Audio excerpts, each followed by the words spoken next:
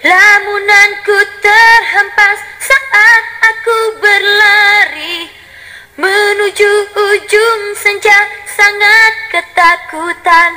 Masih adakah harapanku? Masih adakah kesempatan untuk meraih rembulan? Saya akan ngobrol lagi dengan Kang Alan untuk menggali informasi dari kakak kandung sang legend, cerita masa kecil almarhumah yang belum banyak kita ketahui. Oke, ikuti terus videonya, nanti kita akan cerita banyak dengan Kang Alan tentang masa kecil almarhumah. Untuk like, subscribe, atau share videonya, dan jangan lupa ya, Kang Alan juga ada channel YouTube-nya. Nama channelnya Alan Yudi. Nah, jadi di channelnya Kang Alan juga ada tentang cerita histori sang legend Teuku Adila almarhumah. Jadi untuk teman-teman yang ingin tahu tentang cerita-cerita atau ingin menggali tentang cerita Teuku Adila, ada di channel Kang Alan Yudi. Jadi teman-teman silahkan kunjungi channel Kang Alan Yudi. Di situ banyak kumpulan cerita-cerita tentang almarhum dan dari keluarga.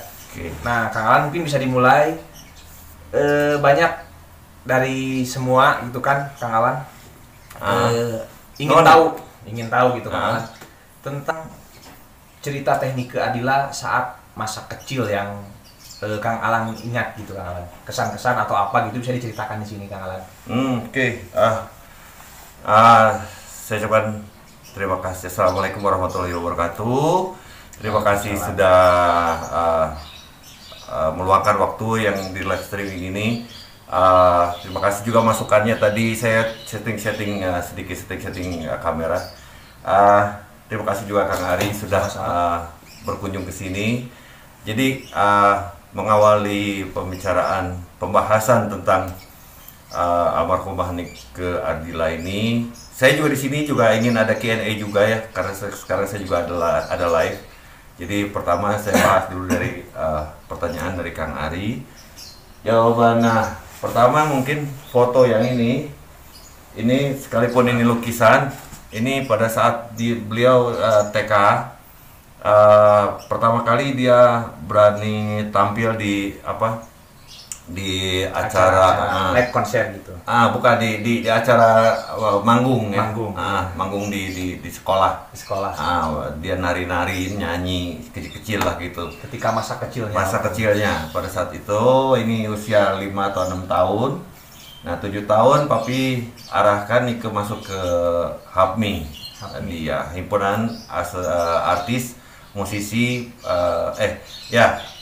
himpunan artis penyanyi musisi Indonesia, itu HAPMI. Itu saat almarhum usia berapa tahun? 7 tahun. 7 tahun sudah didaftarkan masuk ke himpunan musisi artis penyanyi musisi Indonesia. Itu HAPMI di bawah naungan Kang Jajat Paramor almarhum gitu. Oh, itu saat almarhumah masih kecil, di sisi keahlian di bidang musiknya ya Kang Alan?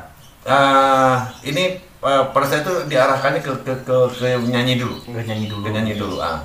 Nah, ini Kang Alan, mungkin di saat keseharian, saat almarhum masih kecil gitu, ketika bermain, terus ketika almarhum di rumah lah gitu sehari-hari, bisa diceritakan gitu Kang Alan, gambarannya ke kita saat Teuku kecil di rumah atau bermain seperti apa?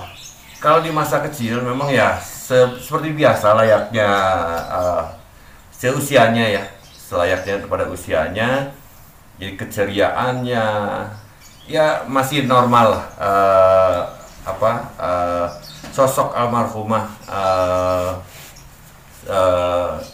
di masa kecilnya sama seperti kita, tidak terlihat spesial pada saat itu, tapi lebih banyak di saat setelah beliau menginjak ke 10 tahun, baru kepedulian beliau ini ketahuan gitu. Bakatnya gitu Kang Alan? Bukan, ketahuan kepeduliannya ke arah sosialnya di usia 10 tahun. Kesesama gitu kan dalam hal. Ya, pokoknya Pokoknya sosialnya, dari sosialnya itu dari mulai 10 tahun lah. 10 tahun sudah mulai kelihatan. Lebih kuat ya. Lebih kuat. Lebih kuat. Jadi itu pun atas dasar bimbingan dari mami papi. Dari orang tua. Dari orang tua gitu.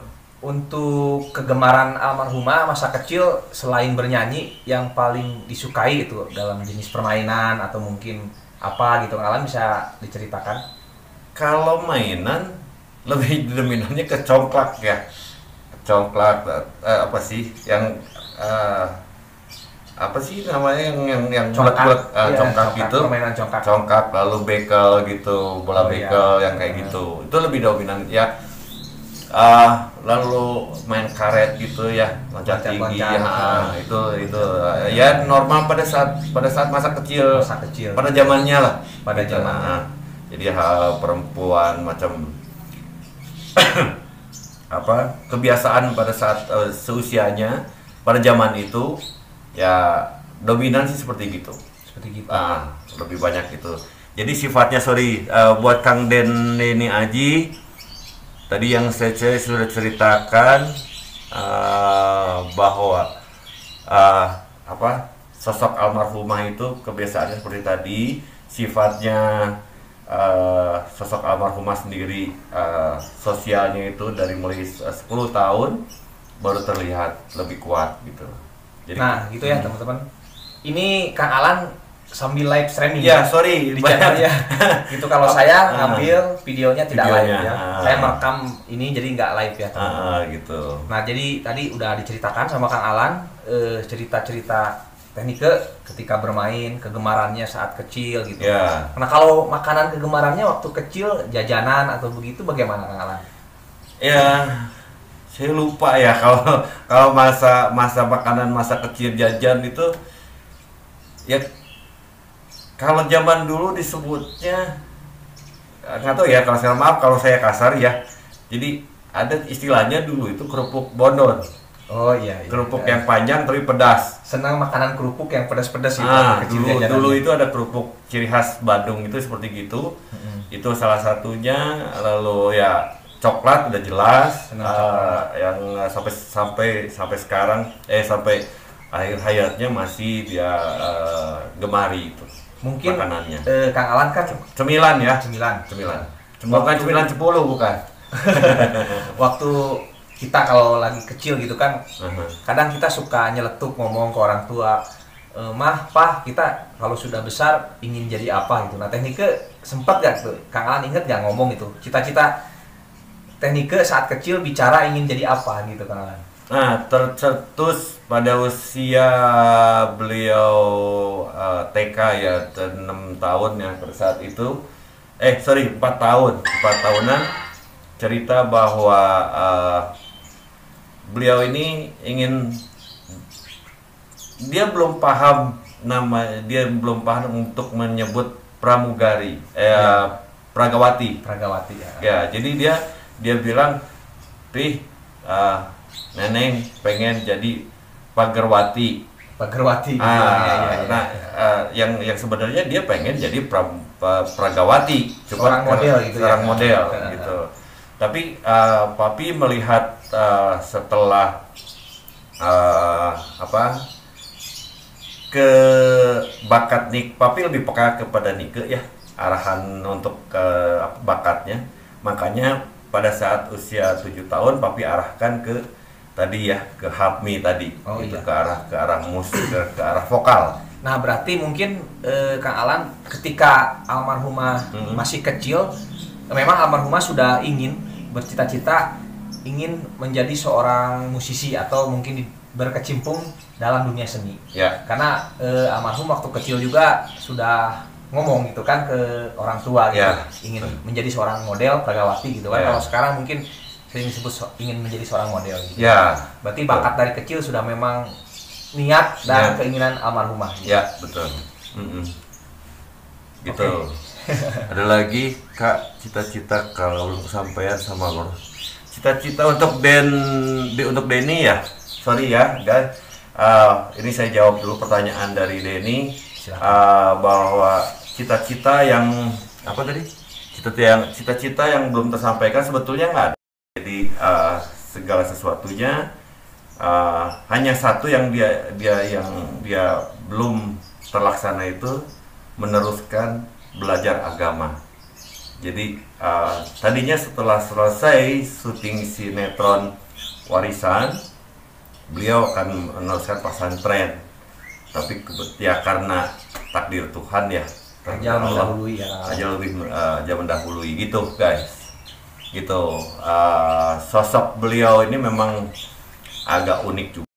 Mungkin Kang Alan pernah pernah cerita gitu. Kalau kepribadian Technique itu agak tomboy, bener lah Kang Alan? Oh iya. Itu dari kecil atau setelah dewasa? Jadi setelah Nike belum dewasa ya, mau masuk remaja karena pada saat itu kan Nike kan udah mulai, jadi usia 10 tahun Nike itu sudah konser kesana kesini. Nah di konser itu kan dimasukkannya kategorinya bahwa Nike ini ladies rocker. Ladies rocker. Jadi dengan sendirinya timbullah tadi rasa tomboynya tadi, dengan secara natural dia keluar karena dia aliran rock gitu ya. Ya, karena dimasukkan dalam genre tadi. Ya, genre. Jadi tomboynya terbawa, dan kebetulan juga karakter kepribadian terbentuk dari Technique terjun di dunia musik aliran rock, pop rock lah gitu ya. Iya, pop rock sih sebetulnya. Sebetulnya beliau ini lebih condongnya sih ke pop kreatif ya, karakter vokal ya. Cuman pada saat itu almarhum Kang Denny ingin mencetak Nike menjadi sosok ladies rockers gitu. Cuman ya seperti yang sampai sekarang lah, mungkin teman-teman sekalian juga bisa menyimak atau bisa mendengar karakter suara dari almarhumah sendiri, lalu dari lagu-lagu yang disampaikannya lebih dominan kemana gitu. Oh iya gitu. Kang Alan, Technique itu kan ada yang diceritakan gitu kan, terutama waktu saya wawancara dengan Kang Umar gitu. Technique itu punya sifat usil jahil gitu kan, dalam arti bercanda gitu. Apakah itu mungkin tertanam dari masa kecil atau bagaimana gitu kan? Enggak lah, itu mah karena ya seperti kita aja, kita pengen cari hiburan kan, gimana caranya supaya kita ini ketawa bercanda, semua gitu. Pengen ketawa, menghidupkan suasana lebih tepatnya gitu, seperti gitu. Jadi kalau sama Umar itu pada saat lebih dominan pada saat di Jakarta tahun 94 ya. Ya. Jadi cerita soal karakter itu ke Umar lebih intinya di Jakarta tahun 94 itu. 94. Oke, luar biasa Kang Alan, lumayan ya. Jadi sangat aktif gitu dari penonton, banyak yang bertanya. Jadi saya minta dari teman-teman juga dukung channelnya Kang Alan, karena dengan mendukung channel Kang Alan juga ibaratnya kita sudah menghidupkan atau tetap mempertahankan nama sang legend gitu kan. Karena inilah satu-satu aset yang masih ada gitu kan, yaitu keluarganya sang legend, yaitu kakak kandungnya Technique. Jadi support ya teman-teman untuk channelnya Kang Alan, karena demi kita terus menghidupkan sang legend almarhum Technique. Ya itulah sebetulnya saya juga merasa bukan terbebani ya, tapi saya merasa lebih ingin menyampaikan rasa terima kasih saya terhadap semua kalangan, dari insan pers, fans ataupun yang lain. Rasa ingin mengucapkan rasa terima kasih ini saya juga bingung ya, makanya saya lebih membuka diri deh, monggo, tapi ala kadarnya penerimaan kami. Dan kebetulan memang kemarin juga saya memang sebetulnya posisi kita duduk di sini. Nah, ini pintu ini itu sebetulnya ke arah gazebo. Nah, kalau misalkan Nike datang itu kan Nike tiduran tuh. di posisi di tempat tidur sana tuh. Boleh ditarik kamera. Nah, di posisi Nike tiduran di sana. Oke, posisi ini tiduran di sana. Nah, di tempat di sini kita nongkrong ini kita nih ngadep ke cerita gitu loh. Nah, ini tiduran tuh sambil menghadap ke sini.